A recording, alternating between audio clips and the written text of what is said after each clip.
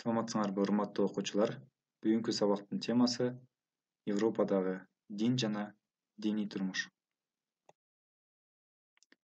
Сабактын планы: христиан дини жана диний турмуш, католик чиркөөсү жана саясий турмуш, Ватикан собору, католик чиркөөсүнүн жаңы шарттарга ылайыкташуусу, православие жана протестант дининдеги жаңылыктар.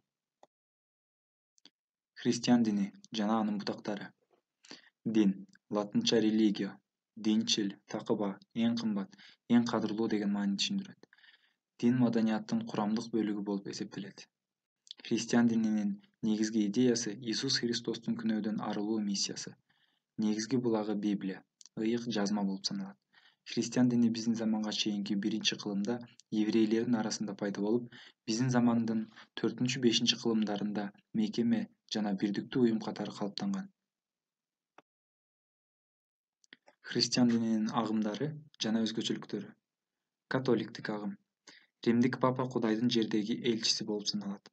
Кудайга сыйынуучулук өтө салтанаттуу болуп, музыка менен коштолот.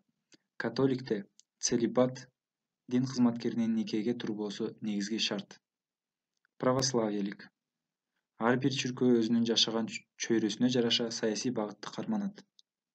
Православиялык агым Чыгыш Европада, Жакынкы Чыгышта, Балканда жана Азияда таралган. Протестанттык. Реформация мезгилинде 16-кылымда бөлүнгөн. Башкы белгиси Кудай менен адамдын чиркөөсүз түздөн-түз байланышы жөнүндө окууну багыттаганында. Протестант дини Германияда, Швейцарияда, Англияда, Скандинавияда, АКШда таралган. Католик чиркөөсү жана саясий турмуш. 1848-жылы революция мезгилинде папа Пий IX Римден качкан, бирок Франциянын, Австриянын жана Неаполдун куралдуу кийлигишүүсү менен ал 1850-жылы Римге кайра келген. Католик чиркөөсүнүн таасиринин ашкерий күч алышына либерализм жана улуттук көз карансыздык каршылык көрсөткөн. Көпчүлүк католик өлкөлөрүндө, өзгөчө Францияда, антиклерикализм жана атеизм жайылтылган. Башкача айтканда, динге каршы көз караш пайда болгон. Католиктердин арасында миссионердик ишти күчөтүү үчүн болор болбос акчага жакырланган адамдарды сатып алууга аргасыз болгон. Ватикан собору 1864-жылы Пий IX биздин замандагы башка адаштыруучулардын тизмеси силлабусту түзгөн. Ал Ватиканда папанын гана аброюн көтөрүүгө тийиш болгон жалпы соборду чакырган. Ватикан собору католик дининин негизги жоболорун, папалык бийликтин жогорулуулугу жана папанын күнөөкөр болбой тургандыгы жөнүндө документтерди кабыл алган. Конгресстин катышуучулары папанын күнөөгө батпагандыгы жөнүндө энцикликаны кабыл албастан өздөрүнчө эски католик чиркөөсүн түзүшкөн. Католик дининин жаңы шарттарга ылайыкташуусу. Германиянын канцлери Отто фон Бисмарк католик чиркөөсүнүн саясий турмушта ролун басаңдатуу үчүн Культуркамфа саясатын жүргүзгөн. 1891-жылы папа Лев XIII Rerum Novarum жаңы нерселер жөнүндө энцикликасын жарыялаган.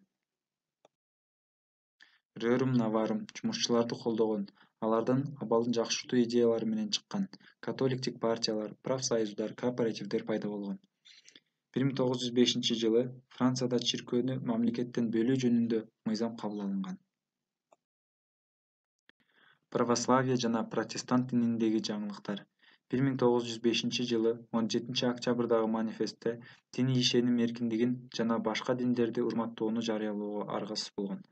Протестант дининде либерализм идеялары Библияны ар түрдүүчө талкуулоого, динди илим менен келиштирүүгө умтулган модернизм кеңири жайылган. Христиандык социализм кыймылы, евангелиялык профсоюздар пайда болгон. Христиан чиркөөлөрүн бириктирүү үчүн кыймыл пайда болгон. 1910-жылы Эдинбургда миссионердик конференция болгон. Ал экумендик, ай ааламдык деген атка конгон. Бүгүнкү тема боюнча суроолор. Христиан дини 3 агымга качан бөлүнгөн? Алар кандай агымдар? Католик чиркөөсү эмне үчүн Европадагы феодалдык монархиялык тартиптердин тиреги болуп саналат? Папа Лев XIII Rerum Novarum энцикликасын эмне себептен чыгарган? Бул кайрылуунун мазмуну кандай? Православие жана протестант диндери жаңы шарттарга кандайча ыңгайлашкан? Чиркөөнү мамлекеттен бөлүү жөнүндөгү алгачкы мыйзам кайда жана качан чыккан? Анын себептери эмнеде эле?